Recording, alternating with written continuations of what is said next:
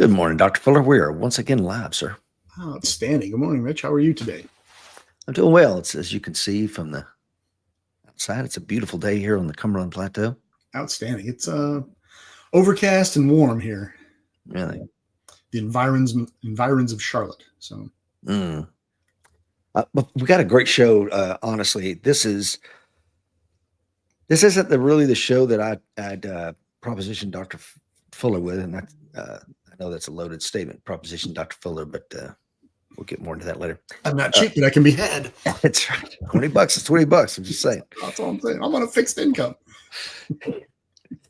But seriously, I initially envisioned this to be like, what did you carry as a young Army officer, and then walk me through your other careers as your kind of everyday carry evolved, and kind of, I thought that would be fun.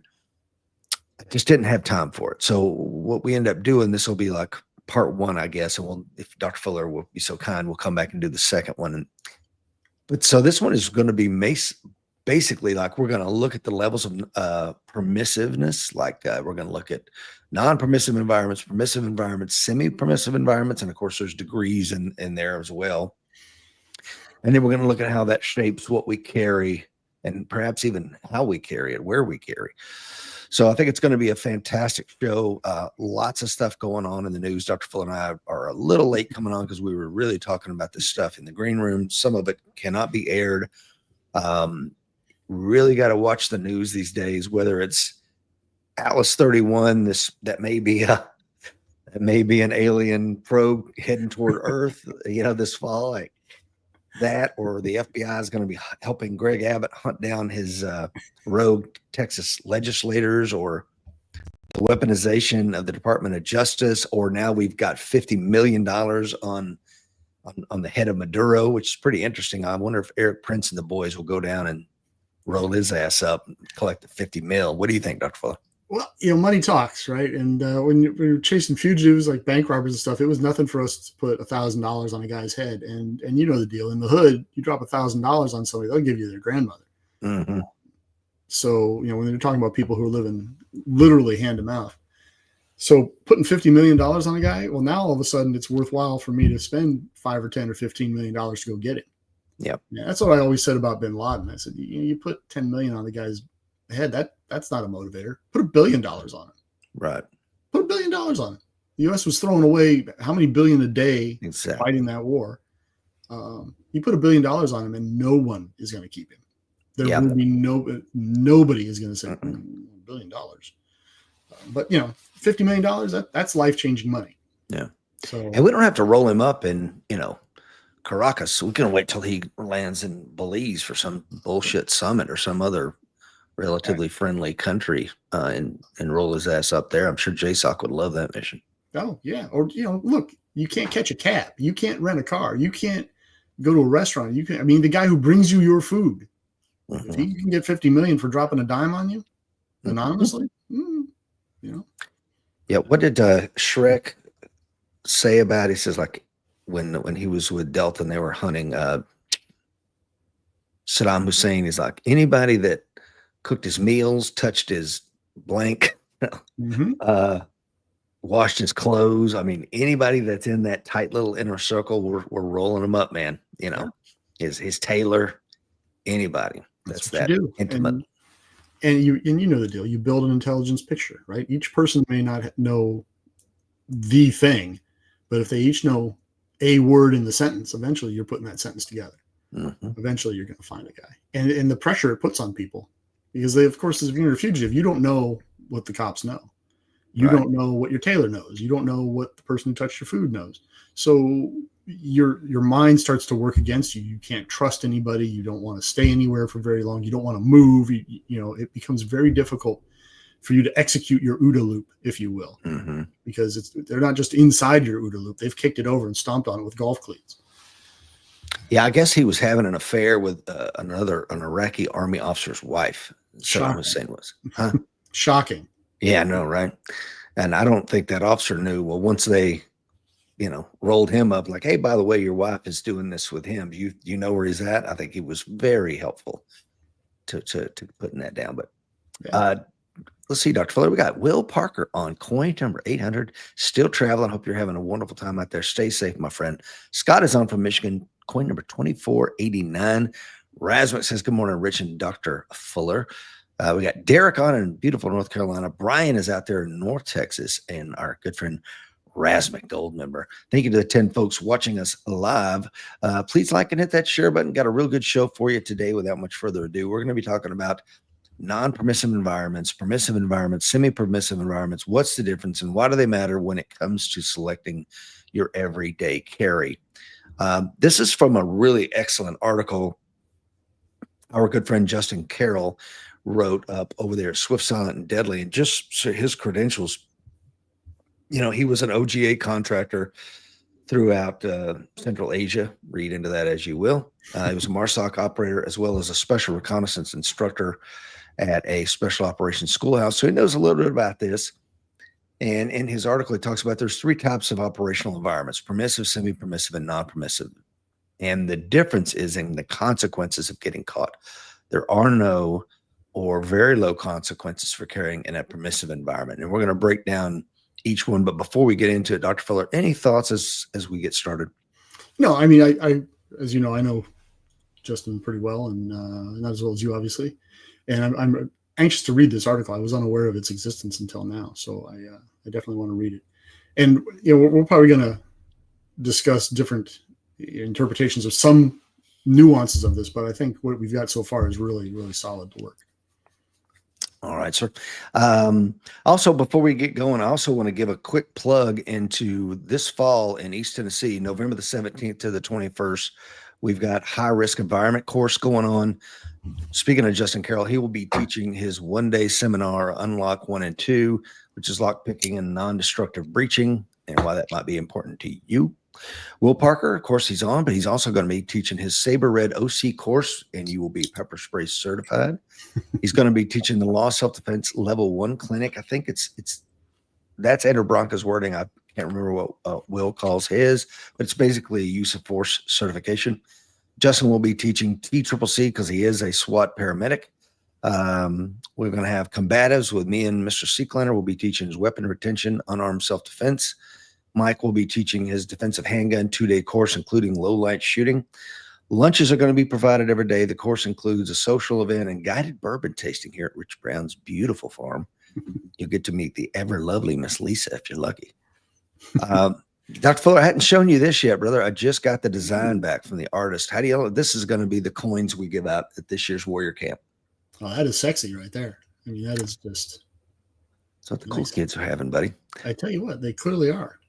All the more reason to go. Between that and meeting Miss Lisa, that's worth the price of tuition right there.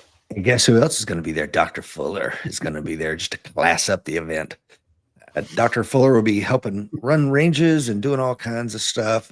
We also have breakout sessions during the lunches because lunches are provided, but they're also, an opportunity to kind of pick the minds of these folks, whether it's Mike or Dr. Fuller, Justin, Will Parker. We're going to have some other folks there. It's going to be a real good time. I'm very excited about it. Also, we've just changed. If you become a life member now, you get the gold coin. Yearly members get the silver coin. And of course, our monthly members will always get the beautiful black coins. But again, wanted to class it up there, pal. And you have clearly done so. I like it. Well done, sir. Well done. Thank you, sir. Will Rhodes is on. Says, good morning, Rich and Dr. Fuller from Missouri. 2269 Edmund Scarborough is on. Will Davis is on. Sorry, Walt Davis. Got a lot of Wills on here. Alan Kelly is on from occupied Virginia.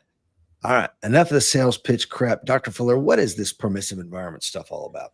Well, permissive environment is basically everywhere else, right? It's where most of us hang out. It's your house. It's the street out in front of your house. If your concealed carry permit allows you to carry, you can, generally speaking, say that's a permissive environment. In a lot of states now, I mean, back in the day, it was only Vermont that you could do what we now call constitutional carry, where you didn't need a permit. It's up to 20 something now, I think. Wow. The last number I saw was pretty high. So those are permissive environments. You know, your car, generally your own property can be assumed to be a permissive, or at least as permissive as you want to make it. Mm-hmm. But generally speaking, we're talking about laws here. And we'll talk a little bit about policy. But when you talk about a permissive environment, my house could be a permissive environment, but if my spouse is anti-gun, Yeah. well, that doesn't have the force of law. Some might argue it's worse, right? Mhm. And I know people that they tell me constantly, well, I'd like to have a gun, but my wife won't hear of it. So that becomes, in effect, a non-permissive environment, but which was legally a permissive environment, if that makes sense. So the Yeah. audience really have to kind of tailor all of this to their own particular situation. Is my point to that? Well, Your and yeah, and you've carried obviously you've carried firearms in other countries in service to your government, as have I. Mhm. So when you think about, like, I carried a concealed firearm in France, not as a civilian, I'd go to prison forever, but because of my job and the SOFA agreements we had with that host nation, it was completely permissible for me to do so. So these things, they're more fluid, I think, I guess is what I'm getting at, Dr. Fuller, than we might think. I mean, That's absolutely true. And just for those that don't sprechen, SOFA agreement is a status of forces agreement. So any nation that has military personnel in other nations' space will have a status of forces agreement. At least that's the Americans do. I assume other countries have their version as well. So it defines who can carry a gun, who can't, what you can do, what happens if somebody breaks a law, somebody gets caught speeding, gets caught doing something much more uh, felonious. So that would impact your ability to carry a gun. So yes, they recognize that you're an American, you're not authorized to carry a firearm in France under general law. However, you're there in the capacity of a military member. Let's suppose you're there as a part of a protection detail for somebody that under the SOFA is allowed a protection detail. The SOFA will have particulars about, okay, that person is allowed a protection detail. It can be made up of no more than X. They may be armed with handguns only. Because obviously you don't want a protection detail roaming around with RPGs and 50 cal Barretts in Paris. Now mhm. that depends on who you are, also, right? So maybe a 1-star general doesn't get a protective detail. Maybe a 4-star does. The president, of course, is not coming to your country unless you agree to the following rules, and those things can change. And to your point, Rich, they are fluid. Very fluid. Mark is us. Good morning, Jim, from Ontario, Canada. Yeah, yeah, I like that. I think you really explained the SOFA agreement thing extremely well, and it's very important to understand that. So you definitely don't want to run afoul of that, because if the permissive environment can turn very unpermissive quick. So this is a no stakes environment. You can carry what you can carry, and there's not much to that. However, in the civilian community, when we took these terms, non-permissive and permissive environment, and brought them from the military and the intelligence community, and we slid them into the CCW world of civilians, I think semi-permissive kind of got lost in the shift over. So what is a semi-permissive environment, Dr. Fuller? Well, this is more of a policy issue, right? So we've all seen them, regardless of where you live. You go to a store and there'll be a sign that says, no concealed weapons. Mm-hmm. But this is where it comes in very, very handy to know the laws of your jurisdiction and know the laws of where you are. For example, Parker just mentioned that he had been in California. He lives in Montana. He went down to California. Well, the firearms laws in Montana are vastly different than California. So he's got to know those laws when he gets down to California. And one of the laws that you'll see in places somewhere, in some states and not in others, is a sign that says no firearms allowed on a private business. Sometimes it does have the authority of law behind it, and sometimes it does not. And generally speaking, I would say the truth of the matter is it does have the force of law. The people inside the store can set their rules and say, look, you can shop here, but you can't if you have a gun. Mm-hmm. So if you violate that, you may be afoul of a trespassing law, right? Because you've been given sort of conditional permission to come into their environs. But that is tends to be a rather low impact violation. Now you go in there and act the fool, and you make the police show up, and you give the cop a hard time. Well, now maybe he does actually buckle you up and drag you out for trespassing. You don't know. But you're not, to your point here later in the article here, you're not going to prison for 10 years for something like that. Stores can set these policies and say, you can't come in with a gun. And if you do, we're going to throw you out. Okay. Not life changing. Now, interestingly, in North Carolina, near where I live, if you put up a sign that says, don't come in with a gun, that has the force of law behind it. In South Carolina, you can put up a sign that says, don't come in with a gun, and it can have the force of law behind it, but only if your sign complies with specific requirements set out in the statute in South Carolina. So the sign has to be a particular dimension. It has to be so many inches wide and so many inches tall. It has a prominently displayed, right? Prominently displayed, and it has to be of a specific set of imagery and have specific verbiage on it. And if it's missing any of those things, it has no effect whatsoever. So know the laws, know your laws, and then decide if you want to run afoul of things in a semi-permissive environment. Justin's point here is that, these things can be very short term and they, not life changing. I think that's a good way to put it. You can run into a semi-permissive environment going to somebody else's home. Yeah. Right. I have neighbors that are like, no guns in my house. Now you have to make your individual decision as to whether or not you're going to obey that. And if you're willing to run the risk and suffer the consequences if things go sideways, if they see it, or more importantly, if they hear it, then obviously things are going to change. No, outstanding, sir. Outstanding. Let's welcome some folks on. Got some 16 folks watching us live. Dr. Fuller. Mark is on says, good morning, gentlemen, from Ontario, Canada. Always good to have a Canadian on with us. We got Guile out there in the Philippines. Says, good morning, gentlemen. Good morning, Guile. Don is on. Says, sorry I'm late. Good morning from Northwest Montana. Hope to see you there next year, Don, or sooner if I can make it happen. Ted is on from beautiful Mississippi. Rasmic says, I don't know what that means, Rasmic, so you have to translate for me. Peter is on from Rhode Island. Good morning, Peter. Alan says, sign and codified law must be posted on entrance here in Virginia. Yeah, but there is also signage that can really impact you. If you don't know, if you're not from that state, you really need to do your homework before you go. The state of Texas has a 51 will be on the door of restaurants sometimes. The 51 means that 51% of the revenue from this establishment comes from the sale of alcoholic beverages. As such, you cannot carry your concealed firearm inside this establishment. If you didn't know that, you may just think it's some kind of NASCAR number and waltz on into the saloon and get hemmed up. So, but even still, if you're cool with a police officer, you don't cause a kerfuffle. Easy day, guys. Sorry about that. And roll out. If and when you were discovered, you're probably not going to have it. This is a sporting event or concert venue. You're going to ask you to leave if they catch it. Absolutely. Are they going to want to press charges? Probably not. They don't want the scene out there at the door. So they're probably just going to tell you to take a hike. If you're polite, you're probably going to go a long way. So these are things that are embarrassing and inconvenience, but not life altering, right? Yes, sir. And I think it's important to note in there that if you choose to violate things in a semi-permissive or especially a permissive environment, you're accepting risk. And a big part of that risk is you're accepting the idea that you are potentially putting your fate in the hands of others. Yep. Now, in a semi-permissive environment, you're not likely to put your fate in the hands of others to the point where you're doing 10 years in Sing Sing.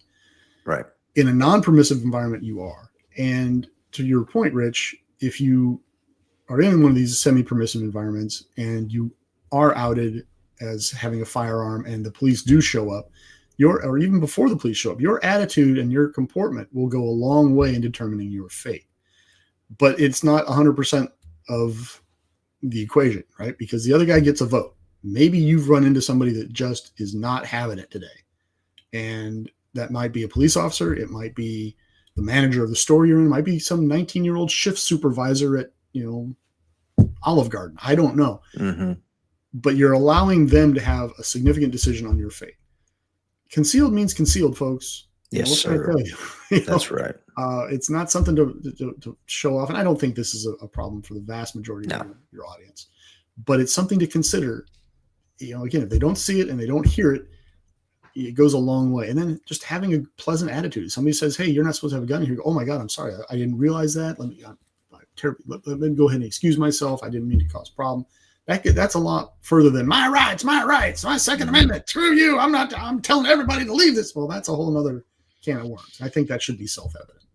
Yeah. Well, I mean, I love where you're going with this, because take a look at Dr. Fuller. And if you're listening to the podcast to come, you can't see, he's always really well attired, former FBI agent. So he's got a suit and a tie on. Let's say he's there with his lovely bride and they're out to a concert venue, and he gets discovered for whatever reason, and like, well, he's got a background he can explain. He's conversational, collegial. He's going to comport himself like a gentleman. I almost can't see a scenario where you would be hemmed up, other than to, hey, can you come back another night? Would you mind going to your car and putting that away and then come right back? We'll hold the door open for you. I mean, having been in these situations, that's normally kind of how they play out if you conduct yourself correctly. Right. But of course, you keep in mind, you have given them a vote. Yeah. Right? You've done something. You have taken steps that has given them a vote. But you can't underestimate the impact of the social aspect of this. The last concert I went to, I won't even tell you who it was, because it's embarrassing that I went there. I went there with a young lady back when I was dating, but I was on the job at the time, and we get to the entrance and they're wanding people and checking for firearms. Well, I'm on the job. I've got a badge, and so couldn't they tell me not to come in if I'm not under my official capacity? Yes, they can. But I'm prepared to badge the guy if I have to. And I'm carrying a Glock 21 and 2 spare magazines and fixed blade knife and a set of metal handcuffs on my belt. Okay. Right. I mean, none of this is small stuff. And I'm not a small guy, right? I'm 6 feet tall, and I'm over 200 pounds. So I've got the tactical girth to put all this on my belt line, but I'm ready to badge this guy. And I walk up and he wands me over my concealing garment, right? It goes off. The wand goes off. He pats me right down the center line, and he pats me right down the spine and says, "Okay, you're good." And I walked in, but it was all I was smiling the whole time, like, "Hey, no problem. Do what you got to do." Yeah, no. But I just wanted to see what would happen, right? What his response was going to be. I walked through there, and my date was like, "Are you kidding me?" And I'm like, I don't know. So people not in our world are nowhere near as observant as we tend to be. And I'm not saying that you should therefore do all of your calculus based on that, but that social aspect is a factor. And to your point, being kind, putting a smile on your face, not dressing like a hobo, these all have impacts on perception, and that perception is going to influence their perception of actually what you're doing and who you are and what you're all about. So you should consider these things appropriately. And then frankly, that impacts if you actually discharge your firearm. It's going to impact on witnesses. It's going to impact on first responding officers. It's going to impact on detectives. It's going to have an impact across the board. Does the first responding officer tell the detective, yeah, he smoked that guy, and then he was a complete jerk about it. He wouldn't show me his hands, and he was combative, or he was very apologetic. The weapon was on the ground when I got there, or was in the holster when I got there. He kept his hands where I could see him. It was yes sir, no sir. He was very polite. I said, this looks clean to me. Right? Which conversation do you want out there? You had a friend that was in a shooting, if I remember correctly, down in New Orleans. I do. I don't think they cuffed him or anything. Is that correct? Yeah, you got to love New Orleans sometimes. Is that relatable to what we're talking about, Dr. Fuller? So in terms of the social aspect, yes. Not in terms of what he was actually carrying, because I don't know the firearm, but he was on a date. It was a first date with a young lady, and he was mugged. And the guy mugged him at knife point. And my friend was not a sophisticated firearms carrier. He was not an experienced firearms carrier. He didn't know that he was beat. So he tried to beat the drop. He drew on a drawn knife. And the other guy just locked up, right? Just vapor locked, and my friend shot it, put a couple bullets in him. Well, my friend was also an MD. So he holsters his weapon, calls 911, and on the 911 call, they can hear him working on this guy, trying to patch up the holes and save his life, which he successfully did. So, of course, NOPD shows up in force. Whoop, whoop, whoop, they all show up. My friend was of one ethnic extraction. The criminal was of a different ethnic extraction. My friend was armed with a gun. Bad guy was armed with a knife. Friend had a completely clean record. Bad guy had a record as long as your arm of all kinds of violent interpersonal crime. But what impacted the police officers on scene was my friend's comportment, his courtesy, his willingness to talk about certain things, and felt like I should probably have an attorney before we talk beyond. So he talked about the right things, which really surprised me when I talked to him later, because I was like, he's never been educated on what he should and should not say, and he just kind of was common sense for him. But he said all the right things and did all the right things. Of course, his date's just like abada, abada, abada, abada, abada. Didn't even know you had a gun. Right, exactly. And so they go, well, you need you to come down to the station. And he goes, okay. And he goes to the back seat of the police car. And he goes, no, the police officer that drove him said, no, that's where the bad guys sit. You sit up front. He still had his gun on him, Rich. Whoa. He still had his gun on him. And that blew my mind about that. I was like, whoa, now, wait a minute. Hold on a second here. If nothing else, it's evidence. It should have gone in the bag. Damn. Right? But they didn't even take that. They drove him down, took his statement, drove him home. Somebody else blue light taxied his wife or his girlfriend to her place after she gave a statement. No bracelets at all, huh? No bracelets. Now, it's New Orleans. This is 20 years ago. I'm sure things have changed since then, but it does speak to the fact that you treat the responding officers with the appropriate courtesy and understand where you are in the system at that point. Mm-hmm. Whether it's I've simply carried a gun into a semi-permissive environment and I've now been called out by the manager of the Applebee's, or there's an actual shooting. Mm-hmm. Your comportment goes a long way. How you dress goes a long way. Your history goes a long way. Mm-hmm. These are all factors that will come out and be factored into charging decisions.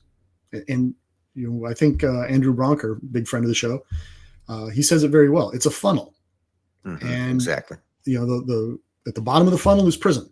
At the top of the funnel is the infraction or violation of the law that you've made. You want to get out of that funnel as early as possible. You want to get off the ride.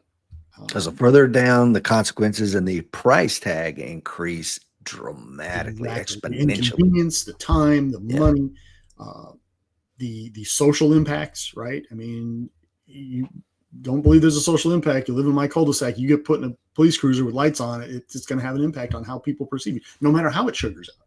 That's right. So getting off that ride as early as possible is preferable, at least for the people in the social circles that I assume are watching this show right now. Back in my younger days, and I think I write about this in the book, but one of the many times I had a uniformed police officer stick a gun in my face for doing something I shouldn't have been doing. Yeah. He's like, got his flashlight and his gun in my face. He's like, you got one chance to get this right. What's your name, date of birth, and what car are you in? Who's this car going to come back to? And of course, I'm well dressed, but I'm doing hoodlum shit because I was 20 something and did hoodlum shit. And but I'm neatly coiffed, well dressed, hands up. I'm conversational. Everything I give him checks out. My record is clean. Yada yada yada. The handgun gets holstered, and now he's on my side, literally, and help me do the other stuff I was trying to do. But yeah, I can't say that enough, how far that goes. And we'll talk more about the communications piece later, because it can't be overstated. Would you agree? I very true. I think we beat this horse, and I think we should beat it some more, because this big part of your EDC is your attitude. Amen, brother. And I've asked that of teachers of my son when he doesn't generally get crossways, but if anything happens and he's involved in any kind of incident, he's there as a witness, he's there as a victim, whatever it is, first thing I ask the teacher, did he pass the attitude check? Because I want him walking out the door when he's 18, understanding that goes a long way. Yes, sir, no, sir. Yes, ma'am, no, ma'am. That alone helps you out. And you know that from pulling people over. 100%. Talking to them. You get somebody in the hood, and even if he looks like a complete hood rat, but if it's yes, sir, no, sir, yes, officer, no, officer, versus F you, man, F this, F that, you can't touch me, blah, blah, blah, blah, blah, I want my this, the response is going to be dramatically different. Yeah. Can't be overstated, folks. John Shriver is on. He is coin number 1919. He's out there in Yukon, Oklahoma. Good friend Michael Gentile says, don't have to work in 5 minutes. Hopefully you can watch the show rewind. Brian Schuler says the required posting for restricted concealed carry in businesses location is appropriately under statute 30-06. How cool is that? That is neat, Brian. Didn't know that. Let's talk about the non-permissive environment, because this is a place that, by definition, firearms are forbidden, completely prohibited. And the consequences if you get caught carrying one, whether that's a firearms or an edge weapon, some sort of deadly force implement, is going to be steep. Talking about loss of income. If you're at work and they've got one of these really strong policies forbidding the carriage of firearm, you're going to be fired. There's a high likelihood of you being fired. My son-in-law is a assistant branch manager of a bank, and if he got caught carrying his concealed firearm in a bank, I'm quite sure they would not look favorably on that. Yeah, being fired would probably be the least of his problems. Exactly. Loss of your future ability to carry a firearm. The late great James Yeager, he ran his mouth on YouTube, and the Tennessee Department of Homeland Security here in the state of Tennessee yanked his concealed carry permit like that. So, this is something that can happen to you if you choose to carry in a non-permissive environment, man. They're going to pull your ability to carry. Like, okay, well, you obviously don't understand. Then we got imprisonment, right? Dr. Fuller's talked a lot about that, man. You carry a gun so that you can stay away from criminals. Guess what? If you get put in prison because you were carrying a gun someplace you shouldn't have, you're fixing to be sharing a cell with one of them, right? Right. Well, and frankly, at that point, you're a criminal, right? So let's not sugarcoat it. If you choose to carry a firearm in a non-permissive environment and things go wrong, you broke the law. Yep. Same with shooting another human being. You've committed assault with a deadly weapon, attempted murder. Now there may be mitigating factors that keep you out of prison, but the fact remains that the action was taken. Okay. And you need to be clear about that. I'm not here to tell people what to do. I'm just telling them to think before they do it and weigh the pros and cons, weigh the odds, what are the cost benefits here, and do your own analysis. Maybe you choose to, do your thing and violate a rule in a semi-permissive or non-permissive environment. Maybe you opt not to, but that's got to be your decision, and understand the risks that you're anteing up, the game that you've anteed up into. Yeah. The last one that Justin Carroll has on his excellent article here is death. If you're carrying a firearm in a non-permissive environment because you're undercover and where you're undercover, you shouldn't be armed. You're a prospect for the Hells Angels. You don't get to carry a gun yet, and you're carrying one in that environment as an undercover ATF agent or something. You might be taken out back and shot in the face. Yeah. So the consequences of death for whether you're in the military, intel, undercover. I don't know, Dr. Fuller. What do you think about that? Well, you're talking about extra legal killings at this point, and those are certainly a possibility. And that's a possibility for a civilian too. I mean, you could go someplace that you should not be. What is it we say? Don't do stupid things with stupid people in stupid places. All right. If you decide to go to a stupid place where there are stupid people hanging out, and they have a rule about if you're not a patched member of XYZ, you don't get to carry a firearm in here, and you do anyhow. Do you put yourself at a risk for an extra legal killing? Yeah. Now, because you have the firearm, do you have options to perhaps resist that? Yeah. But I don't really think that's a high risk scenario for the vast majority of your viewers. I mean, there's just not the people that are going to be going into these places where extra legal killings might really be a known problem before they go in there. Because most of us would be like, "What? I could get killed in there? Bye.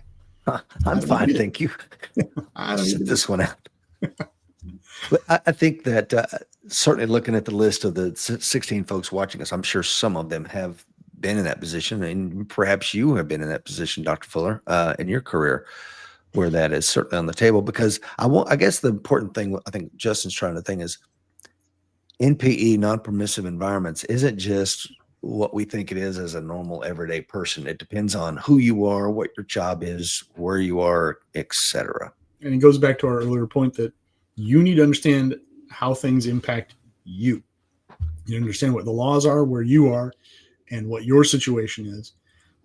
For example, I have LEOSA creds and I have a state concealed carry permit because I'm all about duplicity and layered defense. So I understand the rules where I live. And one of the reasons I got the CCW in my state was because I knew federal law for an active federal agent, right? As it pertained to firearms and the use thereof. I had no idea what the state law is, and I'm not a federal agent anymore. So the state law applies to me, and I had to go and learn those state laws and how those impact me. Mhm. But I also know that if for some reason I lose my state CCW, I still have LEOSA, and if I lose state LEOSA, I still have, or federal LEOSA, I still have the state, because it's all about layers. But I understand that my environment, and that means both Carolinas, because that's generally where I hang out. But I come and see you, I got to know what the Tennessee laws are. Right. Happily, you don't live in Massachusetts or New York, or we would only ever talk to each other on YouTube, or because I'd never come up there. Because I don't know the rules. I just know the rules are restrictive enough. I don't want to involve myself in that if I can avoid it. So my advice for the viewers is know your environment, know your skill set, know where you fit into this. Be very self-aware, because to not be, when it comes to firearms and concealed weapons, is a very, very high risk endeavor. And you're playing a game that you don't know the rules. Am I playing ping pong or am I playing tackle football? Right. You know, you And I got to think know s- what you're playing. And you just gave me a beautiful segue, Dr. Fuller, and that is like the rules, right? And this is kind of adds further characteristics on what is a true non-permissive environment. There might be active detection efforts involved, like, it's not just I'm carrying my gun here and I probably shouldn't. It's like, no. Someone may be looking for that firearm in that environment, whether that's front door access, control measures, metal detectors, like you talked about, pat downs, and they come in. It's not one size fits all. There's plenty of videos on YouTube where scumbag has carried the firearm and multiple pat downs failed to detect the firearm, and now he kills the detective in the interview room. So it may be also in the form of special trained security personnel, who's just walking through the crowd looking for the telltale bulges and other signs that someone in the venue is carrying a firearm. You may encounter a point of no return, where like at the airport, where beyond this point, brother, it's game on, right? So Yeah, I lost a knife one time at the Charlotte airport because I walked up. It was just after I had retired, and I had my bag. I don't have a knife with me. I had my bag with me that I'd always carried in the bureau, and I was walking up. I was digging through it for something. And I realized, oh my God, I've got a 3-inch fixed blade knife in here. And of course, I'm running a little late for my flight, and I've got to go through security. But I was right in front of the point of no return. mm-hmm. So the knife went in the trash can, and off I went. Yep. Because did it hurt to lose $100 knife? Yeah, it did. Did it hurt as much as getting buckled up, missing my flight, dragged off, and possibly prosecuted? Nope. Not even close. Not even close. As a young Marine, I carried a K-bar home and made it through multiple layers of security. They only caught me on the way back, and it was an honest mistake. I wasn't trying to, do it. And thankfully I was there early enough, and they were kind enough to be like, "Hey there, devil dog, let's do this. Here you go." Oh my God, I didn't know it was my bag. Take it down there. Same thing. This is an X-Acto knife. I took one of these through multiple airports one time, same thing. And then it finally was spotted at like my 5th flight on that trip. And I had no idea it was in the bag. I'd completely forgotten it. So it does happen. It's happened. But again, talk my way out of that. Yeah. And again, I can't be overstated enough, folks. Just how you deport yourself. So if you make a decision to carry in that environment, you may have to do something physical when you get through that environment. I like the fact that Justin put this on here.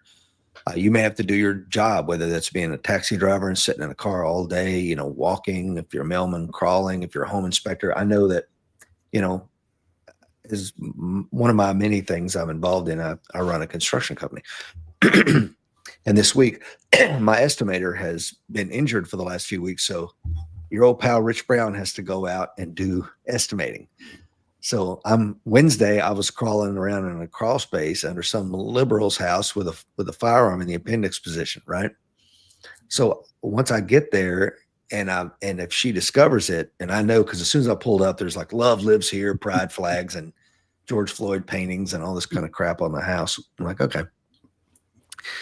But guess what? We got along swimmingly because when in Rome, right? And it's just politics. We lose sight of that far too often. It's just politics. Liberals got money to spend too, Dr. Fuller. I don't know if you know that. Do. And, it comes right down to it. You and her have far more in common with each other than you don't have in common, unless you choose to make a fight out of it.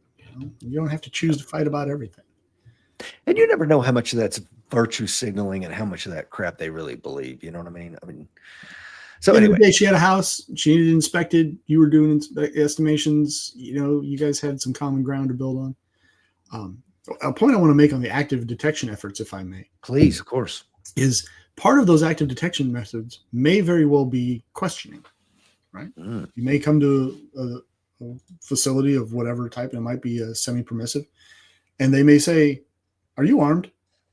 Now, look, if it's a law enforcement officer, most states and the federal government make it illegal to lie to law enforcement in the performance of their duties. You always see on TV, "You're a cop, you can't lie to me, right? You got to tell me. I can lie through my teeth. You can't lie to me, but I can lie to you." But you, as a civilian, being questioned by another civilian as to whether or not you have a firearm, there's a lot of ways you can answer that, and not all of them have to be the truth. I was shocked when pediatricians, when my children were young, started asking me, "Are there firearms in your home?"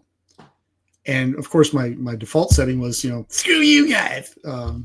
You can't ask me that." But instead, what I did was I simply said, "Why? What do you need? What are you in the market for?" I made a joke out of it. And, down here in the South, they're like, "Well, I've got these 6 guns and I've got," so it's a different environment. But you can look somebody right in the eye if they're just a doorman, asking if you have a gun, and you can lie to them. Sure. I'm not saying you should. I'm not saying you would. I'm saying you can. They don't have a legal right to demand you to tell them the truth. And if they say, "Well, I see that bump on your hip because you dress poorly and you got a big bulge on your right hip," well, it's an insulin pump. Yeah. It's a catheter. It's none of your business. It's a colostomy bag, pal. Thanks for the embarrassment. Yeah. There's nothing that says you have to be honest with those folks. And then if if the police become involved later for some reason, they say, "Oh, you told me you didn't have a gun." Yeah. So there's zero impact for that. But you have to be prepared for that, because if you look at them and you go, "You have a gun?" and you go, "No." Well, yeah. Come on. So think these things through, folks. Think it through. Guile has a great one. Says, "Malls in my country," of course, Guile's in the Philippines, says you need to deposit the gun in the security area before roaming around inside the mall. In churches here, it's illegal to carry. Also, riding the train, you need to log in your name and serial number of your firearm before you ride the train. Says I should change my outfit. Tactical pants are a giveaway. To other professionals, they are. To a methed out person that with a knife that just wants the $3 in your pocket, I don't know that they know 511 from 1011. Yeah, but to professional good guys and to professional bad guys, it can be a giveaway. But to everybody else, it's not. And I've told you this before, Rich. I've had occasions when I was still working where I was in a suit, tie, full kit around my waist, and took my coat off because I was driving home and I'm stopping at a florist for flowers for my wife because I'm that guy. And I've walked in and had 10, 15-minute conversations with people dressed like that. And at the end of the conversation, have them get literally startled and go, "Oh my God, you have a gun." Because there's just such a lack of awareness and such a lack of perception. So we always think, "Oh my God, they can see my gun. They can see my gun." You're pulling on your coat and tucking away.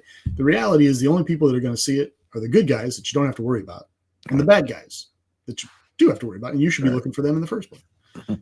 Everybody else is just the great unwashed. Generally speaking, they don't know what they're looking at. They're NPCs, non-player characters. Yeah, they are. Colonel Grossman calls them sheep. Whatever term you want to use, they're part of the environment. I love that. They're part of the environment. So I was trying to find an old photo that I put on our closed group. If you remember the American Warrior Society, and if you find yourself on Facebook, please send me a thing and we'll get you joined up there. But so this is what I was carrying, 8 years ago, G19, weapon mounted light, red dot sight, my credit cards and creds, fixed blade, key, tactical pen, watch, the Matriarch 2 by Spyderco, and a Protect 2. That little tack pen was actually seized by TSA. Speaking of all the stuff we're talking about, I didn't think it. When it was a legit pen. I had it in Dr. Fuller in my carry-on with all my other pens lined up. Didn't think they'd catch it, and some eagle-eyed TSA agent, God bless him for doing his job. Actually, it was a female that caught it. She calls over the supervisor, and she's in it's a, what do you call it? It's a Kubiton. Oh, technically it's a tactical pin, but again, a Kubiton can't have this. I'm like, okay, pal, that's fine. And he throws it away, and I go about my merry way, and I'm down, $30. I had a TSA agent ask me one time about a pin that I had, and it was one just like that.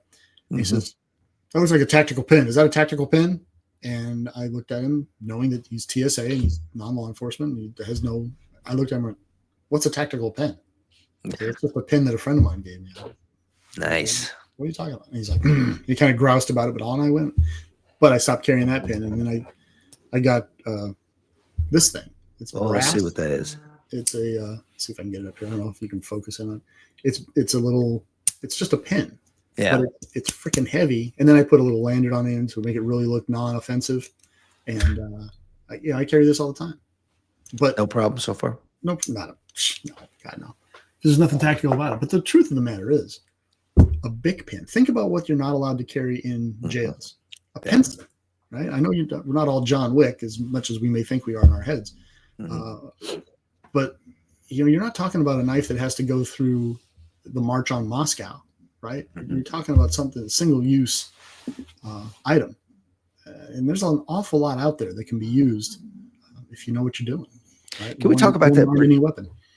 Talk about that briefly, because it's a great point. So, and just so those of you that have never worked in corrections probably have no idea how it works, but like on Wednesday is the day that the inmates are allowed to shave. On first shift, when I worked first shift, the inmate would have to come up and sign for a one razor blade Bic razor that had one little tiny razor in it. I handed it to him in a little bag, put his name on it. He had to sign for it. He goes off. They've got like 30 minutes to shave and get it back to me. I inspect it to make sure the little razor blade is back in there, sign it back in, the whole, we've got a little biohazard bag, yada, yada. So there's to keep those areas as controlled as possible, there's a whole lot of protection measures that are in place, but we still do allow them, to your point, Dr. Fuller, to have one Bic ink pen and 3 number 2 pencils. So you've heard this story before, but for those that have not, thank you to the 18 folks watching live. After I left the shift, something happened between 2 rival gang members, and one of the guys that was, he was one of these people that, he was a gang member. However, you could have a conversation with him. You know what I mean? You wouldn't want to hang out with him, but at the same time, he was reasonable enough. You could sit down and, you could have a reasonable conversation with him. He comes up to the pod desk. He asked the pod officer, can I have the sharpener? So hands in the sharpener. He stands there at the pod desk, sharpens his 3 number 2 pencils. Nothing illegal about that. Takes some medical tape from something he recently had done, wrapped it around there. So he's got those 3. Walks down to the guy he has a problem with while he's playing cards, lifts his chin up, and just starts whacking away on his carotid. Blood spraying. I wasn't there, thank God. The guy survived it. But I mean, obviously it was attempted murder in a correctional setting with something that was completely legal up to the point he stuck it in the guy's throat. My point is, look, one mind, any weapon. Now I did see an inmate one time. He was mopping the floor. He was an older guy, spent most of his life incarcerated, and he had San Quentin tattooed across his stomach, and he's mopping the pod floor.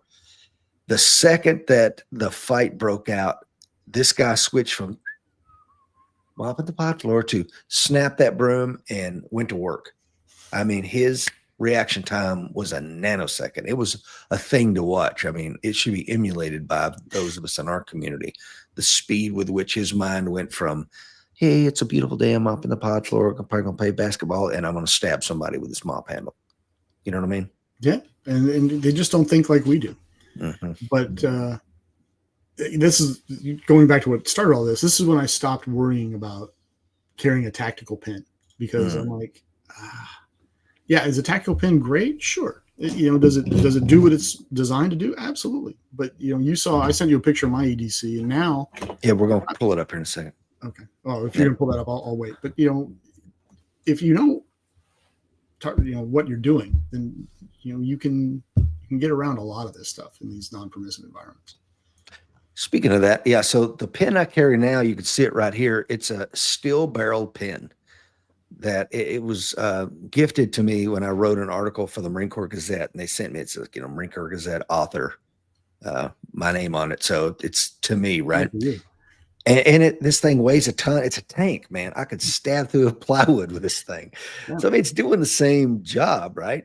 It just, So but anyway, no one's going to accuse you of carrying trying to sneak a tactical pin onto an airplane. Right. So this is the current. This is what your old pal Rich Brown is carrying as of yesterday, and this is for, as you see at the top. If you listening to the podcast later, you can't see it, but it says permissive and maybe semi-permissive, depending on the venue and the risk associated and a whole host of other variables. But and then we're going to break down each one, and then we're going to pull up Dr. Fuller's 2025 EDC and kind of break that down as well. But there's the visual, and let's walk the dog through each one of these things. So got a G45 with a weapon-mounted light. The weapon-mounted light is a TLR 7 Alpha. It's a Glock 45, so I believe that a Glock should have a striker control device on it. It has one from Langdon Tactical. Interesting footnote. Ernest Langdon over at Langdon Tactical, of course, he's incredibly well known in the industry, but he was my instructor at High Risk Personnel School up in Quantico 33 years ago. So I know the guy. I've known him for a long time. I believe in his products, and I'm proud to carry his striker control device inside all my Glocks. I got a Dawson Precision charger set, wide notch rear, and a red fiber optic front. I run red fiber on all my stuff. Dr. Fuller, would be interesting to hear how you do it, because I run red dots on my rifles. I run red dots on my red fiber optics on my handguns. It's got an EDC magwell and no internal modifications to the handgun. If it's a CCW handgun, I don't think you should be monkeying around with the internals. What do you think, Dr. Fuller? I agree. For a long time, longtime viewers will know that I was a competitive shooter for a lot of years. Matter of fact, I've lost competitions to Ernie Langdon all over this country for the last 30 years. A lot of people have.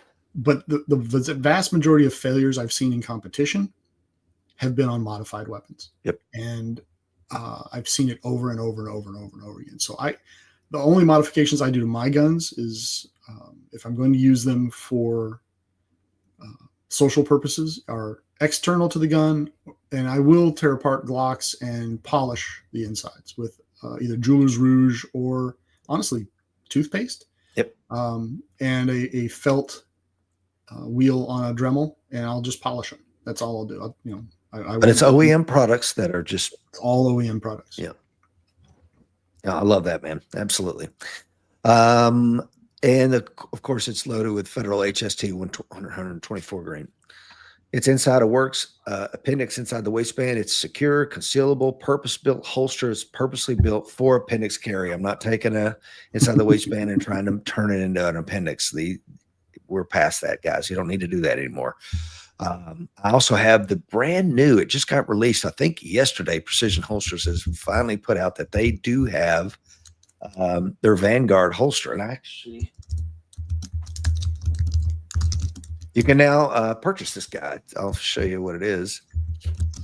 It's a fantastic purpose-built inside the appendix, inside the waistband holster. I got the prototype, and they are now available for purchase. Go to AmericanWarriorShow.com. We've got links to Works. We've got links to Precision Holsters and all of our other outstanding sponsors. Cards and creds is just my identification and credit cards. There's no cash in there. So if I do need to throw the wallet, hey, man, no problem. Here's my wallet. They're not getting any cash. They're getting credit cards, which I can call and cancel immediately. And they've got my smiling face on my military identification.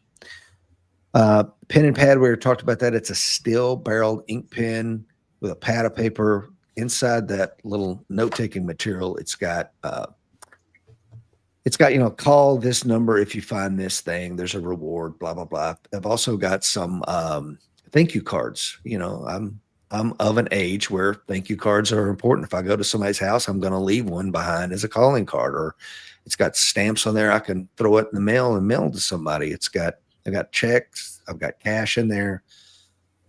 I got a really nice watch, ProTech HLX with a thumb switch. Now, this is where I really want to talk about, because the kind of flashlight you carry should hopefully go with how you intend to employ it, right?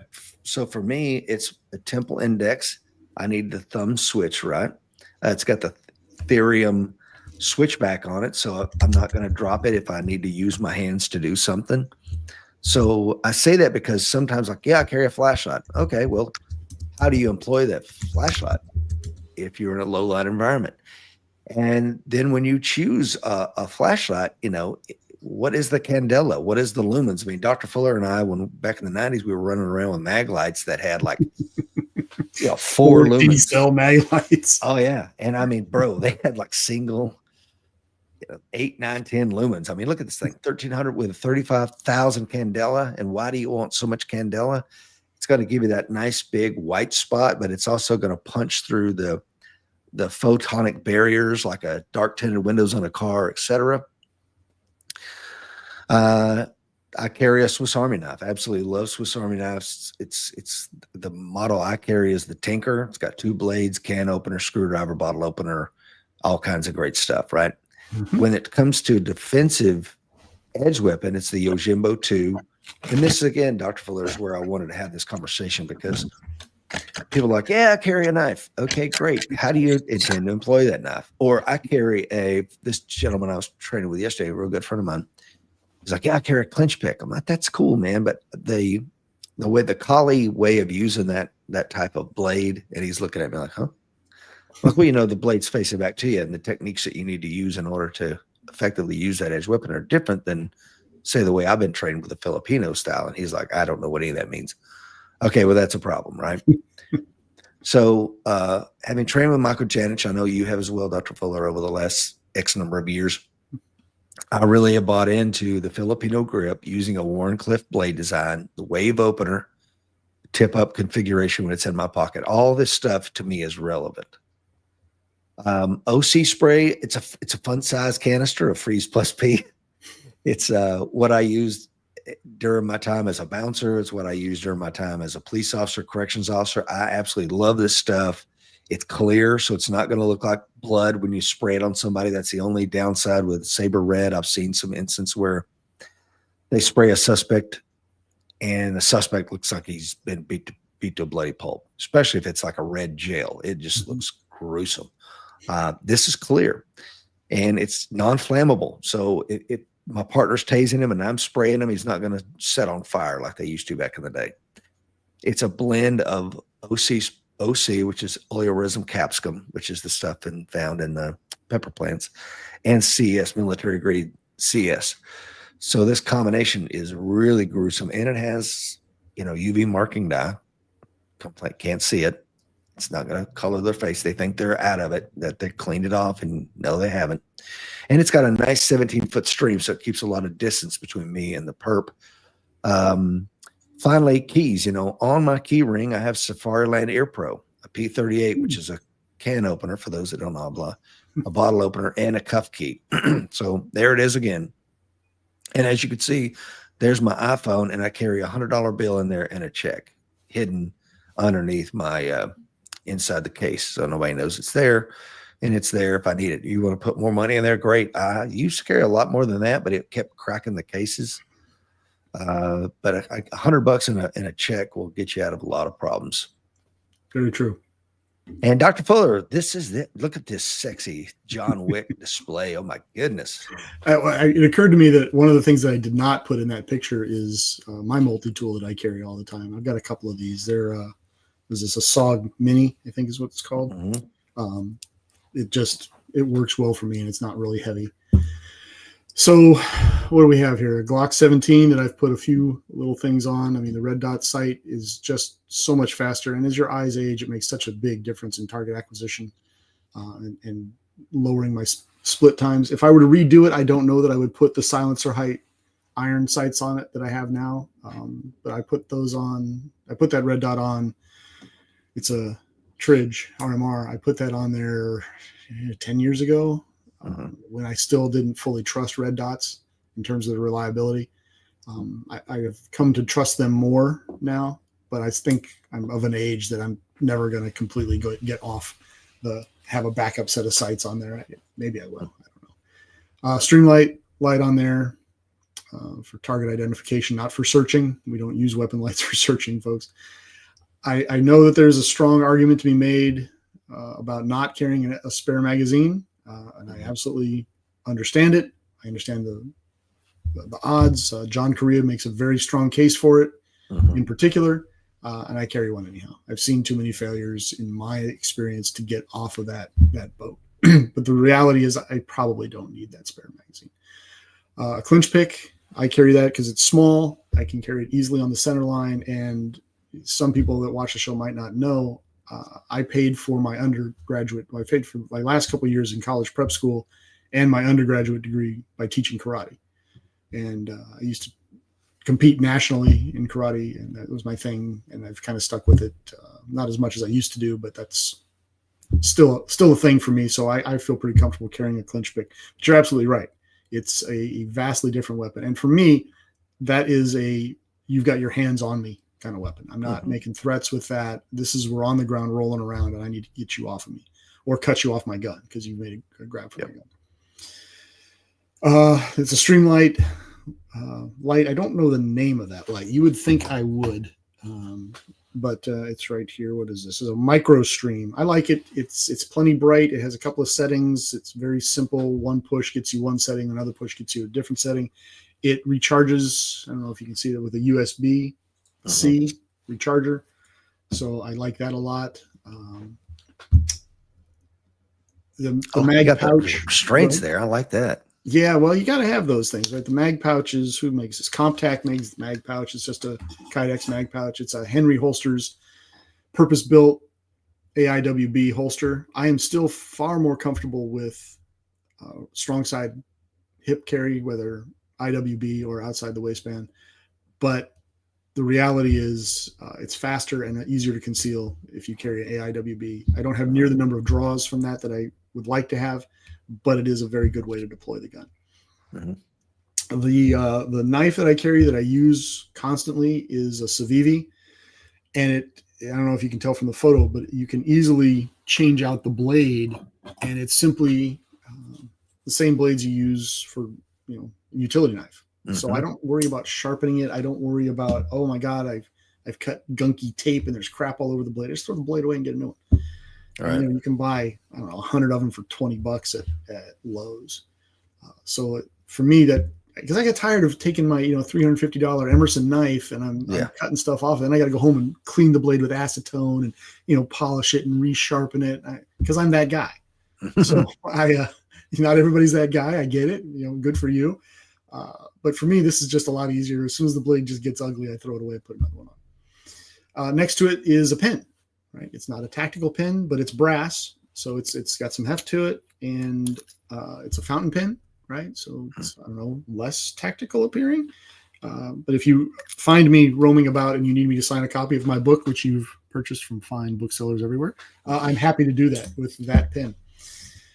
Carbon fiber wallet. I always carry cash. I pay for a lot of stuff in cash, increasingly so these days, just because I've got a philosophical issue with going to digital currency. So I'm trying to encourage people. Plus, I like the idea of shopping at local vendors and giving them cash, and they can do with it what they will. Next to it, there's some, as you pointed out, some shoelace hand restraints, fabric cuffs, whatever you want to call them.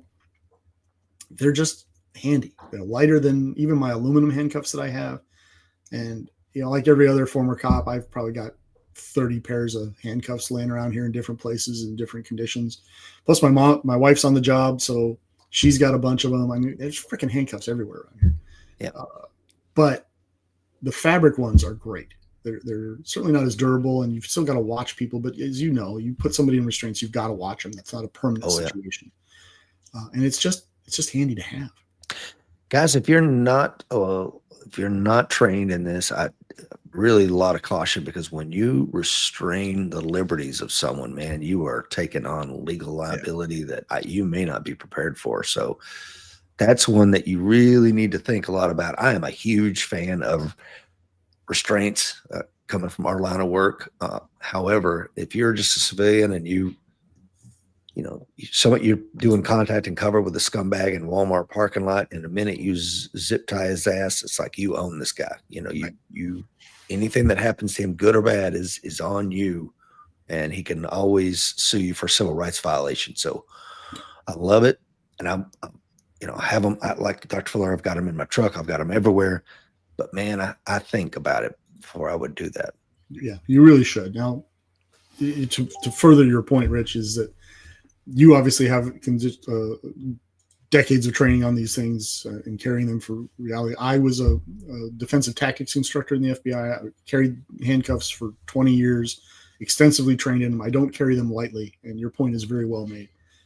As soon as you throw cuffs on somebody, it's not a whole lot different than in terms of the legal system's view of what you've done than pointing your gun at them. That's right. So be very cautious about how you do that. There's also a small bottle of Sabre pepper spray. I like to look at that as a single-use canister. Exactly. And I carry that stuff because, as you've pointed out on the show many times, you need an intermediate force option, and a little bit of karate in a can go a long ways to just stop the fight. Because not everybody needs to be shot, right? Not every problem is a nail that needs a hammer. Now, they may deserve to be shot.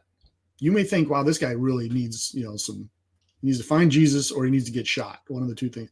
That doesn't make it lawful. It doesn't mean you can shoot him. Okay.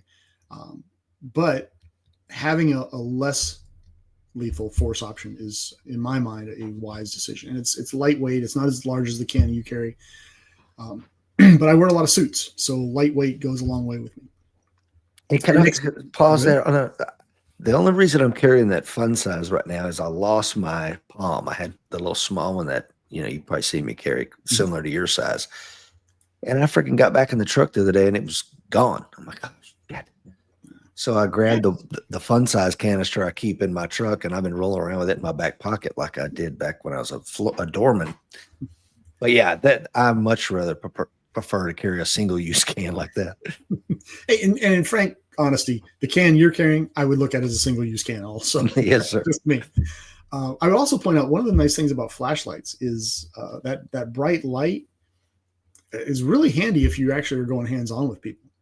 Because you think about, the average person, you want to throw a left jab and poke somebody in the nose, you can probably get away with it in just a regular fist fight. But if you blind them with the light first and then throw the punch, it's a whole other animal. So that can be a tactical force multiplier beyond simply searching and looking for your keys under your car or searching for a bad guy in your house. They're very handy in hand-to-hand combatives as well. I think that gets overlooked a lot. No, I'm going to jump back to that. So this flashlight that I have here with the Ethereum switch on it, it's like a one knuckle duster. Yeah. And I'm telling you, that light you're looking at right there, if you're watching live, I've carried it through Charles de Gaulle Airport in Paris. I've carried it through Heathrow. I've carried it through all manner of domestic flights. Never, ever had a problem. Matter of fact, when I was in Paris, the lady picked it up off the belt. I'm like, oh, here we go. And, she said in the best little French way, here you go, monsieur. Have a great day. So think about that as a less lethal force option when you're on a plane, on a train, in a very non-permissive environment. I've never had a problem with that thing. And it's sizable. With that crenulated bezel around the front, man, you can really do some damage with hammer strikes, right, Dr. Fuller? It's absolutely true. And again, you got to know what you're doing. Right? Get the training. Yes, get the training. But flashlights are fantastic. I carry most of this stuff, other than the blades and the guns, on airplanes all the time, and the pepper spray. And I've used my flashlight on flights. I think I told you one time in the green room with it. I was on a flight, and it was a nighttime flight. We landed. Everybody's poured into the aisles. We're all standing still. They haven't opened the door for whatever reason. And they haven't hooked us up to the ground power yet, the APU down there. So the lights are out. The lights just died in the plane, and the air conditioning died. And after about a minute, people started getting fidgety, and they're you could hear, and feel the crowd starting to get, this is starting to amp up. I took my flashlight out, turned it on, and pointed it at the ceiling. And it just gave a glow throughout the whole thing. And it was like oil on the water. People just started to calm down. They could see again. One guy behind me said, oh, there's a guy that's done a lot of flying. it just has impacts beyond violence, is my point. Yeah, and that technique right there, the umbrella technique with the flashlight. I mean, again, if you're not trained in these low light techniques, you may not know that that's a thing, but it's a fantastic tool just to umbrella the room and search. It doesn't always have to be that sharp candela that I want to search with. I can just bang up to the ceiling. It's going to, that's an excellent point. And one of the things also I failed to mention on that flashlight, it's got a clip that's sort of an S shape. Again, I don't know if you can see it. Let me see that. Hold on, Dr. Fuller, please. Yeah, there we go. So you see it's kind of an S shape. So I can clip it on a hat. I can clip it on a lapel. I can, clip it on various things and have that light to illuminate the area and give me general illumination if that's what I'm after, which I like. It's lightweight enough that if I put it on a baseball cap, it doesn't drop it down into my eyes. And I think the last thing on here is my key ring. So if you look at the key ring in the center, well, no, I guess the last thing would be the handkerchief on the bottom. It's got a microfiber on the back, and I just happen to like that print that's on there. So, but the key ring, okay, you got my car keys, and then there's a little piece of paracord. I do a lot of paracord stuff around the house.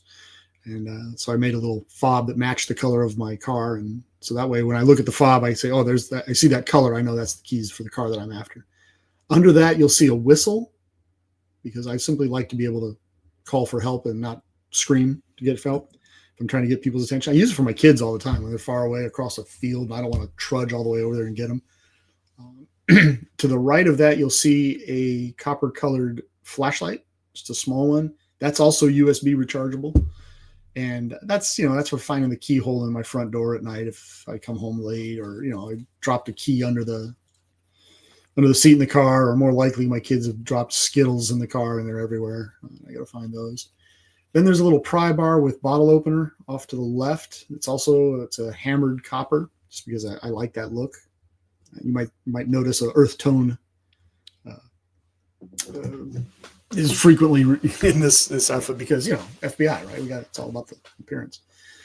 And then next to that is a little seatbelt cutter and window breaker, just because I have a constant concern that I'm going to come across yet another car accident. I've been the first car on scene for, I don't know, 3 or 4 of these. I know you've had that experience as well. And I just don't want to be stuck watching someone drown in a flipped over car, or, burn to death in a car because I can't get them out because I lack the tools to do it. Right.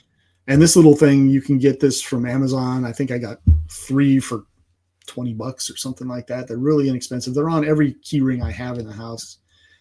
They have a spring-loaded window breaker, so you just press it up, the little black piece at the bottom, you press it up against the glass, it'll pop the glass out for you. And then if you pull that off, the yellow piece off of the key ring itself, and just yank it off there, it's a seatbelt cutter. And I don't know if you've ever had the experience. I know you have, Rich, but if you've never had the experience of trying to cut a seatbelt, if you don't have a purpose-built device for it, it's a process. Yeah. But this seatbelt cutter will go through it like a hot knife through butter. And that is, with the exception of the SOG multi-tool that I showed you earlier, that is generally my CDC. Well, let's go. Guile says, Rich, TC, ideally, how many extra mags do you carry? Now, here you have 1. Is that standard now as a civilian? Well, now that I'm a civilian, yes. But I will say, I know Guile generally carries a 1911. Well, I've got more rounds in my Glock 17 than he does if he carries an extra mag. And that's without reloading. So my extra mag is generally there for me in case there's a malfunction, right? If I only have 1 mag and there's a malfunction, well, my normal drop the mag, rack a couple times, reinsert a mag, and go back to work, that goes out the window, right? If I don't have a spare mag, then I've got to pull the mag, fix the problem, and reinsert the mag that I've either still got in my hand or I've had to put back on my belt or in my pocket because I don't have a spare mag pouch. To me, it's just a lot easier to have 1 set of responses to any problem the gun has. Dump the mag, rack it a couple times, reinsert a new mag, and go back to work. So for me, for my use case, my training, my background, my approach to things, Guile, my answer would be at least 1. You're carrying a gun that,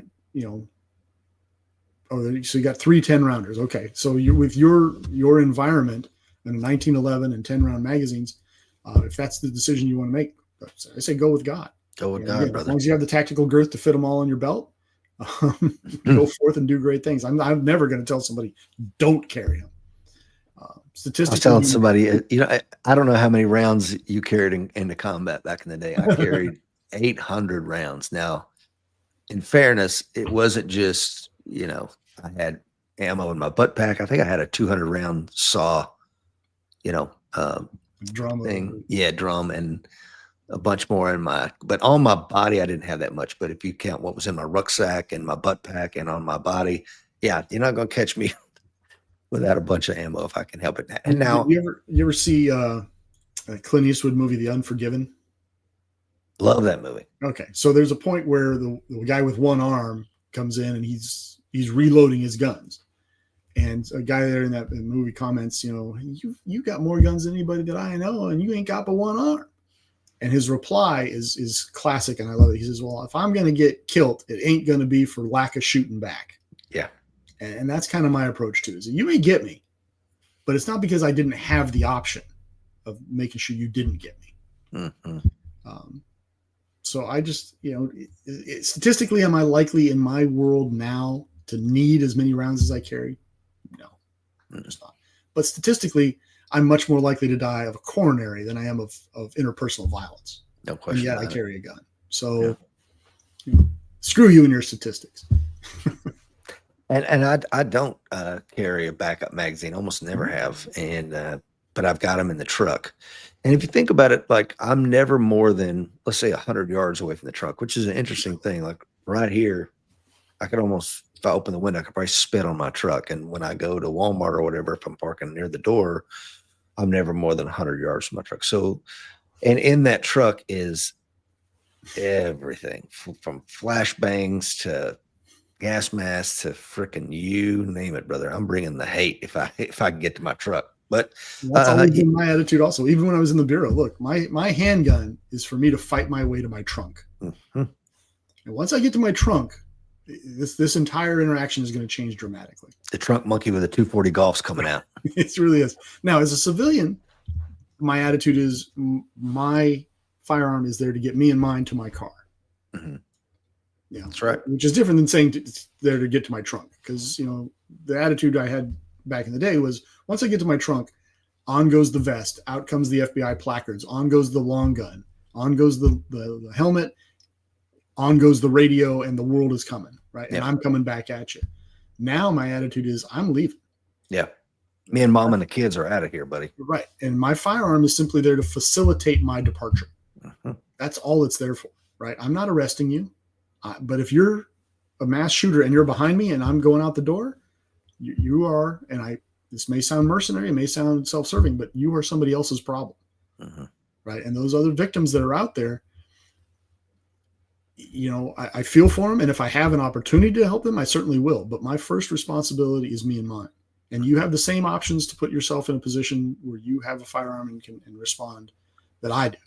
And I get that. And I know it sounds terrible, but my first responsibility now is me and mine. Now I'm getting to my car and I'll be a great witness and I will. Oh, yeah. But if you are that same mass shooter and you are between me and the door, we got a problem. We got a problem. You ain't going to make it. Right. Well, you may, but you're going to know you were in a fight. I'll tell you that much.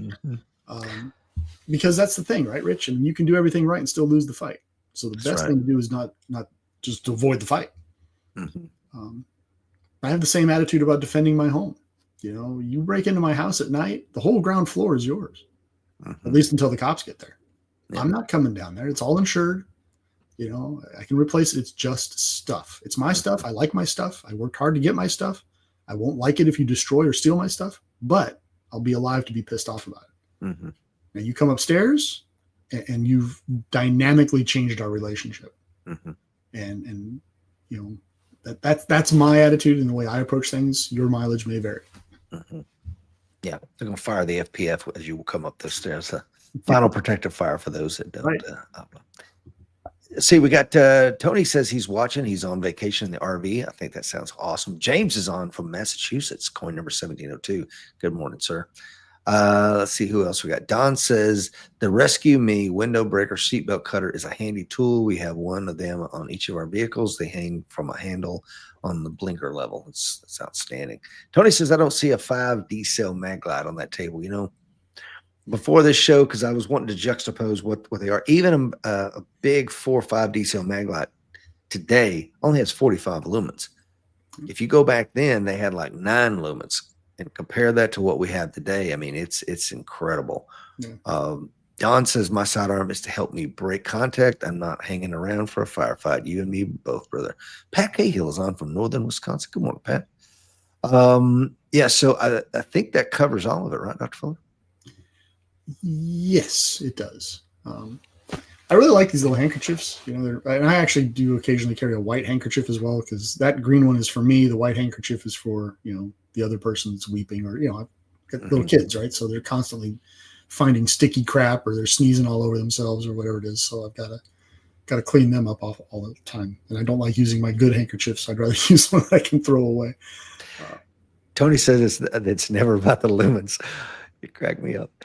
Yeah, as a bouncer, I carried a 4D cell mag light down my back, and you know, one time it did not work out good. I took a guy to the cobblestone streets and choked him out, but I rolled over on my back, and that thing freaking back killed my spine. But no, I understand what he's saying, you know, and obviously Malice Green found out the hard way when he was bludgeoned by 2 Detroit cops with the D-cell, killed him. Yeah, I was a security guard for a while, my freshman year of college, and you weren't allowed to carry any kind of weapon. It was a non-permissive environment, or a semi-permissive environment, but you weren't allowed to carry a flashlight. So I got a 4D cell, 3D cell mag light. I mean, it was a big old monster, and it wasn't, you know, the illumination by today's standards was anemic, but then it was great. I was like, oh, look at all this light I have. But that was the secondary purpose for carrying that light. You know, it was a blunt impact device. Oh yeah, and an effective, very effective one at that. We're going to break down some of these, Dr. Fuller. So this is my carry in a semi-permissive environment, like level 1, right? Only firearms are disallowed. Okay, can't bring a firearm. If I can bring pepper spray and an edge weapon, game on, brother. This is what I'm rolling with. We just take it out of the equation. Semi-permissive environment number 2, no firearms or edge weapons allowed. No worries. We're taking the pepper spray in with us, and everything else is going. And then, of course, we have low stakes, non-permissive. Low stakes, non-permissive. So the pepper spray is gone. If you're listening to the podcast, I apologize, but the pepper spray is now gone. The edge weapon's gone. The firearm is gone. But it's low stakes, so maybe I'm going to carry my all plastic, non-metallic signature shark bite knife, you know, and it's going to be. It does not show up on a magnetometer. Yeah. No. Even the screws on the handles are plastic. Yeah. So exactly. So I've got a cord on it. It's on I've got a deep concealment on my belt line. I mean, if I'm wearing a black belt, you normally can't pick up the black paracord, you know, I can dig it out and go to work if I have to, or I might carry a lock that I want to secure something with. Make sure you have the key on you, and use it as an improvised sap. Yep. So this is low stakes NPE carry. Anything else on that, Dr. Fuller? You know, at this point, creativity becomes key. Depending on the blade length on that knife, you might be able to carry it on airplanes now, because I think we're up to 2.25 inches allowed on domestic flights these days. You got me, brother. Yeah, it's you know, you got to check the TSA sites before you get on. Of course, you also have to check the airlines, because the airlines may have more stringent requirements. But it's a good list, and you know, like the lock, and we've talked about that before. I mean, you've seen people in jails and prisons beat with locks. It's not to be sneezed at, and you can take them anywhere. I mean, nobody's going to say you can't have a lock. It's not simply not on any of the lists of prohibited devices. I have this knife, which it's 1 1/8 inch blade if you measure the back, the spine of the blade, which goes down a little bit longer than the blade itself, and the blade itself is 1 1/8 inch long. That is lawful on aircraft. Wow. Which, you and I look at that and go, you got to be crazy. There's no way you should let that on an aircraft. No. And 9/11, those of us that were around then recall that was largely done with box cutters. That's right. Not a whole lot bigger than that. What is that, Dr. Fuller? Do you know the make and This model one's of a it? Fox. Batelli makes them. This is a, pardon me here, a Bastinelli. It's a, it's a Fox by Bastinelli. It's a Bastinelli. I just call it a Bastinelli knife. But there's What's a the bunch. sheath look like, Dr. Fuller, on that one? The sheath is basically, it just tucks right in the front, and you can clip it on, and then you snatch it out center line. And, again, you got to know what you're doing, but it will do the job. Well, again, it's not something that you're going to. I wouldn't land on Guadalcanal with that, but somebody's going to wrestle with you. That's kind of a nice force multiplier. Yeah. But if you're going into some of these non-permissives, I mean, that's legal. Let me go back to pull it up there. So Dr. Fuller's holding up a pair of like high grade scissors. Yeah, this is a Klein. I think they're electrician shears. That's what they're called. $20. I've carried them on airplanes all the time, and they're handy. They're shockingly handy to have a good pair of scissors, and these things will cut wire. It's crazy. Yeah. But again, looking at it from your prison time, would you let an inmate carry that around? Hell no. No way you would. Even rings, right? Mm-hmm. I ride a Harley. Mm-hmm. This is one of my pastimes. So walking around with these things on my fingers, 3 or 4 fingers, nobody thinks twice. And even so now you're back to what you said earlier, a single ring or single finger knuckle duster. Yeah. I do, like I said, I do paracord. So I make keychains. That's a keychain nice. with a 1-inch copper ball on the end. Love it. And I've hung these on the outside of backpacks and walked right onto airplanes with these as well. In terms of non-permissive environments. Your creativity is really your only limiting factor. Frankly, these will work. Hard knuckle gloves. I mean, look, if the plane's being hijacked or you're being attacked and the only thing saving your life is your hard knuckle gloves, things have gone horribly wrong. I get that. But any advantage is helpful in such a situation. I carry those at the top of my go bag as well, and they make Kevlar ones that can stand up to some slashes. And they're just handy to have gloves, right? I mean, just to protect your hands in general, broken glass or you're digging around in somewhere. I mean, it's just nice to have gloves. So I look at a lot of these things as what I call dual use technology. Yeah. Right. I mean, I carry scissors because I carry scissors, and they're great to have around, and they're handy. And, if push comes to shove, no one's going to think twice that, he was forced to use scissors to defend himself. It's just not going to get you in that difficult situation with a semi-permissive or non-permissive environment. And, like the whole thing with the lock, I carried it in Rome, very non-permissive environment, and carried that little lock sap with me. And I ended up using it to secure our luggage together because I thought somebody might snatch Lisa's carry-on. Well, mine's going to be attached to it too. And it's not going to be easy for them to just run off with it. So right. Dual use technology. It actually has a real purpose, a real honest to God, articulable purpose. If somebody in authority says, why do you have this lock? Well, the answer is not to bash somebody in the face. Right. The answer is, well, I'd like to secure. Sometimes we walk away from our luggage. I want to hook it to a pole or hook her carry on to my luggage or whatever. Yeah. High stakes non-permissive. If it's true high stakes, like prison is where I'm heading, then I'm going to play the game. And there's it's my keys, my light, my watch, my steel barrel pen that has my freaking name engraved on it with my little notepad so I can be a good witness. My cars, my creds, my cell phone, and that's it, man. So let's talk real quick, Dr. Fuller, what's not visible. We've given people a really cool display of your carry, my carry, but what are you not seeing? Well, you're not seeing my family, my faith. And I think, you brought up the fact that this EDC, man, is for me to get my family from here away from this to our car and get the hell out of here.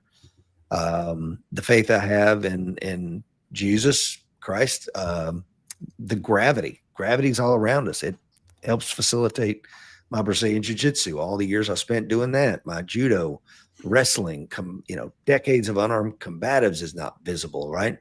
Right. The legal contextual knowledge of when and how to use force and how to scale force to the appropriate level. Years of edge weapons training, and years of handgun competitions, as well as learning and teaching the defensive use of the handgun. And not just that, but experience with all firearms platforms. So if there's a battlefield pickup and I'm in Brazil and I see this piece of shit laying on the ground, what does John Lennon say? Give me a tuba, I'll get something out. I'm an artist, baby. I'll get something out of it for you. Yeah, well, Mike Seeklander will kill you with a crappy Bursa if he has to. Yeah, all day long. All day long. Dozens of successful OC deployments, dozens, folks, and I believe it. And we've hammered that a lot. But I'll tell you, the problem that I have with, if you look at law enforcement defensive use of a firearm or any CCW defensive use of a firearm, we tell people shoot till the threat's not there. However, stupidly, when it comes to OC spray, it's a 1 second burst or a 2 second burst and then reassess. Like, no, baby. I want to see that dripping down their face and them going down into the fetal position. Then I'm thinking about getting off the trigger on that thing. Yeah. For me, I look at OC, I look at knives and even small firearms as precursors. My mindset isn't, okay, I sprayed you with OC, the fight's over. Because if that's the mindset you go into it, you run a very real risk of going into vapor lock when the fight's not over. When the bad guy decides, you know what, you sprayed me with OC, but no, I'm not done resisting. I'm not done causing problems. So for me, I spray them with OC, cans getting emptied, and then I'm going to assess whether we need to go hands on it and continue the fight, or if you decided that perhaps, this is not the course of action you want to continue. And I think your mindset going into this is critical. Yes. I'm going to turn this over to you here in just a second, because I know you have some serious thoughts about this.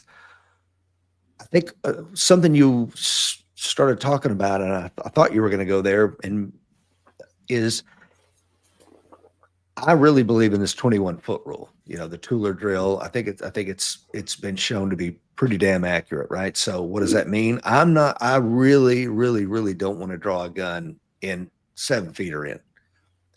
Because I don't want to fight over the gun, even though I'm pretty competent in my ability to engage in some sort of gun grappling. I don't want to ever do that. So I can spray you with pepper spray. I'll fight over a can of pepper spray, maybe, but I'm not fighting over a gun or an edge weapon.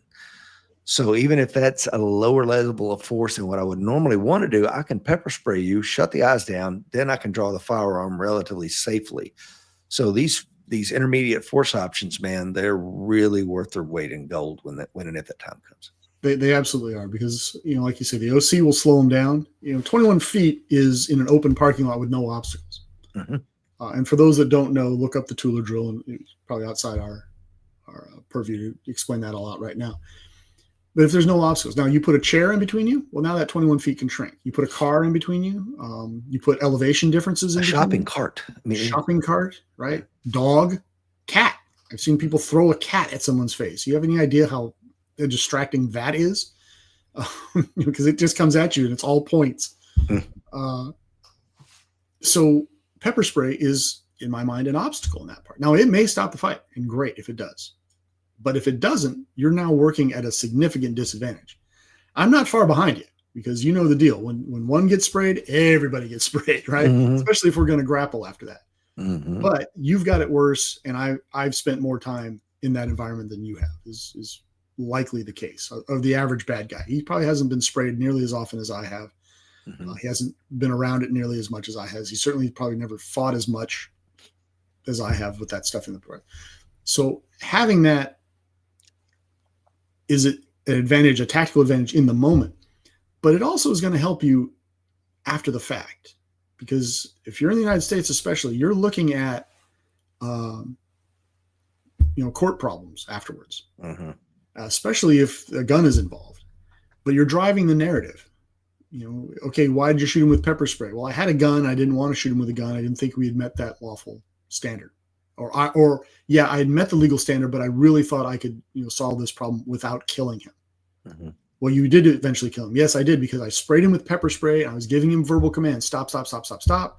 I sprayed him, and he continued to fight. He started the fight. He fought through my verbal commands. He fought through my OC spray, and he got his hands on me. You know, I mean, that narrative is going to go towards whether or not the decision is made to prosecute you criminally or not. It will also help you in a civil defense. If you are sued, you can say to the courts, this is what happened. All right. I told him not to do it. He did it anyhow. I sprayed him with pepper spray. He did it anyhow. He forced the issue and continued to go through the lower levels of defense that I attempted to employ. I was at a point where I had no longer any choice but to use deadly force, if that's what ends up happening. Or, you know, whether it's a gun, a knife, a car, you know, a spoon, whatever it is you're using. Mm-hmm. So, you know, you want to think of these things out before the event. You know, get the training before the event, get the practice in before the event, put the thought into it before the event, because folks, the fight is coming, right? And you don't want to have to make these decisions in the moment, because all that will simply do is confuse the issue and slow down your response at a time when you cannot afford a slow response. Yeah, well said. The last couple of things here: decades of professional experience managing conflict, whether that's verbally, non-verbally, with force, without force, restraining subjects, etc. My years on recruiting, man, the ability to communicate with a human being and get them to do what I want them to do, I was pretty damn good at that. So I'm going to rely on my ability, hopefully, to do some verbal de-escalation. Yeah. Field expedient medical experience. I mean, one of the things you didn't see Dr. Fuller or I carrying was any kind of medical. I mean, you could, you know, so I'm relying on my ability to use some field expedient medical as well as EMS. Confidence in my tools, skills, and abilities, as well as the go bag in my truck with additional supplies. I mean, these things aren't on the table, but yet they are on the table because, and you've said it better than anybody, you know, the more you know, the less you got to carry. It's very true. And I do have an ankle IFAC kit that I carry, like if I'm traveling, if I'm going on airplanes and stuff, and I won't be within reasonable response distance to either my vehicle, which is it's not quite an ER, but it basically has enough gear that I know how to use. I don't put things in there that I don't know how to use. But you know, my EDC is just what I actually carry on my body. Right. But I agree. Having a medical kit around, every vehicle I have, including my motorcycle, have them. But am I going to, you know, drop down and provide medical care right away, or am I going to go? My thought process is, at least, I'm going to go to my car, because before I start patching people up, I want to make sure it's safe enough for me to go to my car and return. If it's not that safe, then I'm probably not patching holes. I'm right. Certainly not staying on the X to patch holes, even if it's my own people. I'm getting my own people out of there to someplace relatively safe, and then I'll worry about, you know, direct pressure and stopping the bleed. Because, as you know, the biggest threat in a gunfight is the person that shot you, right? That's the best medicine during a gunfight is lead. Yeah. So you got to stop that threat before you start worrying about patching people up.